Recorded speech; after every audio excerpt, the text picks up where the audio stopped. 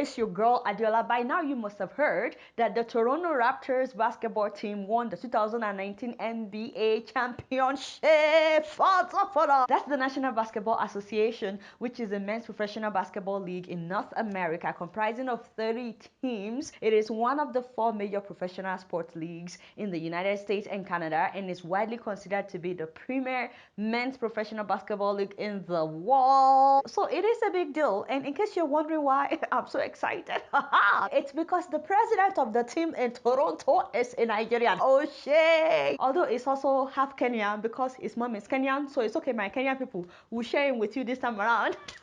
And I know my people in Sierra Leone are excited because his wife Ramatu is from Sierra Leone. Oh shit! His dad is from Delta State in Nigeria, but he grew up in Zaria. Even though he was born in the UK, he grew up in Zaria. Ladies and gentlemen, please meet my uncle from Zaria, Uncle Masai Ujiri. Uncle, it's been a long time. Why are you laughing? You don't believe we are related? My birthday is July 6th. The man's birthday is July 7th. What other relation can be closer than that? But why didn't you tell me that my uncle lives in Toronto? I mean, I go to Toronto all the time.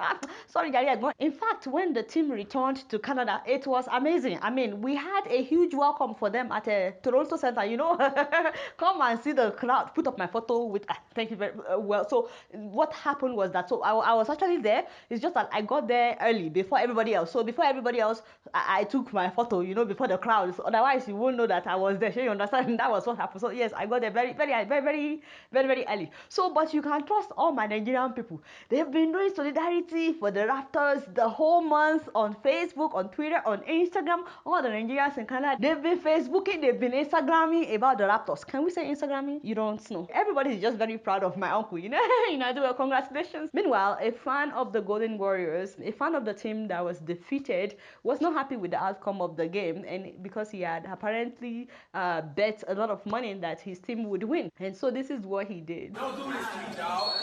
Come on, man. I got too much money on this game, dog. Too much money on this game. Man.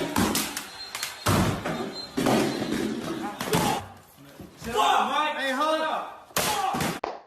My brother, I feel bad for you because now you have to buy another TV on top of your debt from the gamble. My people, please do not gamble. Anyway, I want to know what you guys think about Masai Ujiri. Hopefully, you will let his story inspire you today that you can be anything and you don't have to limit yourself to any geographical area, any geographical location. Ujiri actually grew up watching professional basketball on TV in Nigeria, and he would play basketball in Zaria with his friends, and he loved it. And he was especially intrigued by Akim Olajuwon. You guys remember him, and he was really inspired by him because he's also Nigerian. And so from an early age in Nigeria, something inside him said, if Hakeem Olajuwon can do it, I can also do it. Thank God for his parents who allowed him to pursue his dreams.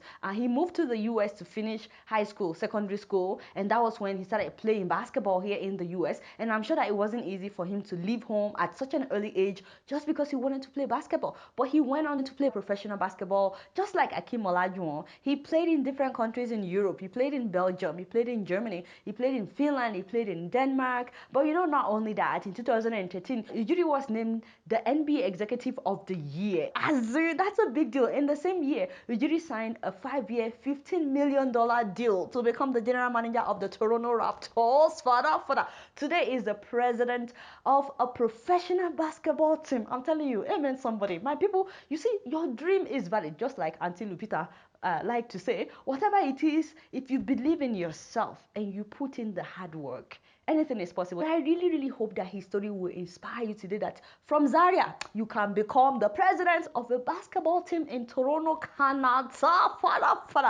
Okay, so hopefully his story has inspired you. I want that to sink in before I tell you about the drama that happened after the event that night.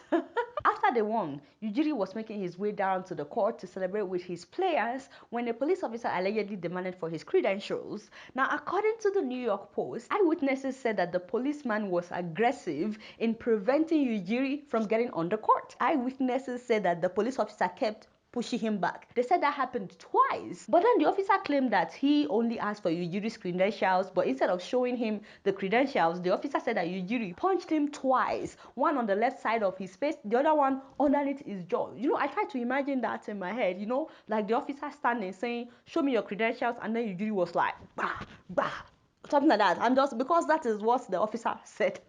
Anyway, meanwhile, all the eyewitnesses that spoke with media, the people that were sitting around there, they said the officer didn't actually ask for the credential, but he was pushing him back, preventing him from getting on the court. So Ujiri showed his credentials, but that maybe the way he showed it to the officer pissed off the officer. But one thing that everybody agreed on is the fact that the officer was the first to shove Ujiri back. Here's the problem. Warriors season ticket holder Greg Wiener was standing next to the officer and told the AP the cops are lying and covering up what the officer did, saying Ujiri never struck the cop in the face or asked for a credential. Wiener said the encounter began when the deputy put his hand on Ujiri's chest and pushed him. He tried to enter the court. The policeman intervened, put his arm out on Mr. Ujiri's chest, kind of pushed him a little. Mr. Ujiri stopped. Mr. Ujiri backed up. He tried to go forward again. The policeman again stopped him. Ujiri was apparently shocked. I think his African blood boiled. I'm not sure if it was the Nigerian blood or the Kenyan blood. All I know is that Ujiri also pushed the police officer back before people intervened. However, Ujiri apparently is taller and appears stronger than the officer, so his own push was stronger than the officer's push. Yeah, he took both hands and shoved the policeman back in the chest. I don't believe he struck him or hit him in the face. He shoved him in the chest. In any case, after seeing that Ujiri is actually the president of the team and he gave a speech and he was surrounded by media, the Oakland police said that they had to rush that officer to the hospital because he suffered concussion and serious jaw injury that I cannot pronounce.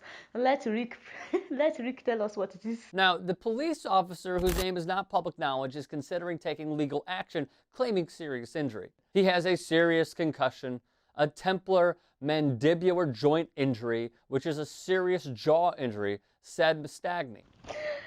I was like, So of course, the police said that they would release the body camera of the officer in order to show us that for real, Ujiri was the one that punched him twice in the face. So we waited and waited for the body cam. That was how they came out and said that the body cam switched off just before Ujiri hit the officer.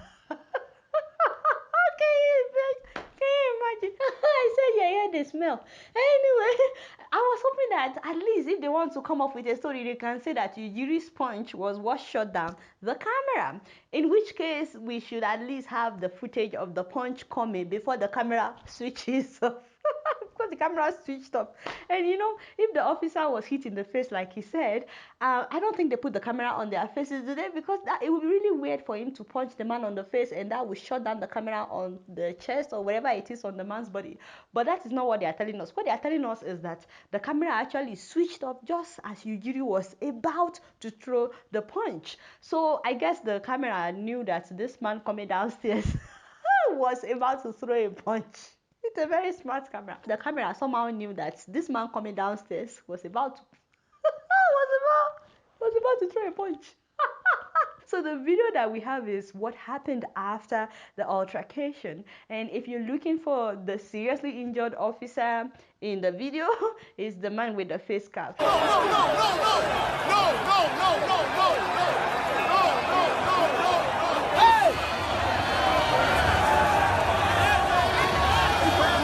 That is the cop who claims to have been struck by the Toronto Raptors' president of basketball operations, Masai Ujiri. Anyway. My opinion?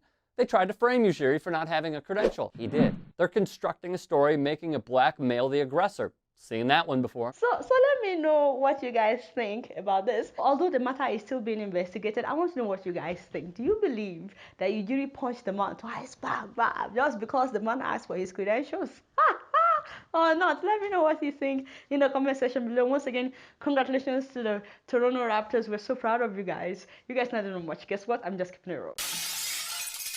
So if you think this is a short episode, don't worry. We're going to release another one tomorrow. Yes, we are trying something new because some of you complained that the stories are coming out late. So we thought, okay, we'll just do one story at a time. Let's see how that works. Let me know what you think about that. Do you prefer to have one story at a time and have several stories in a week? Or would you rather wait for one episode in a week that has a lot of stories in it? So also, we usually upload the individual stories after uploading an episode because some of you have requested that we should please cut out about individual stories, but some of you have also expressed that when you see the notification and it's something that you've seen, it's annoying for you. So it's kind of hard to please everybody, but we want to try this. We want to release we want to do just a story at a time and see how you guys react to it. Let me know what you guys think in the comment section below. So if you think this is short, don't worry, make sure you subscribe though if you're yet to subscribe, otherwise you won't know when we upload another one tomorrow. We're working really hard to upload another one tomorrow. All right, y'all, it's been real and I'm keeping it real right up in here. Don't forget to follow me on Facebook, Twitter, and Instagram, and if you're yet to subscribe, press the subscribe button.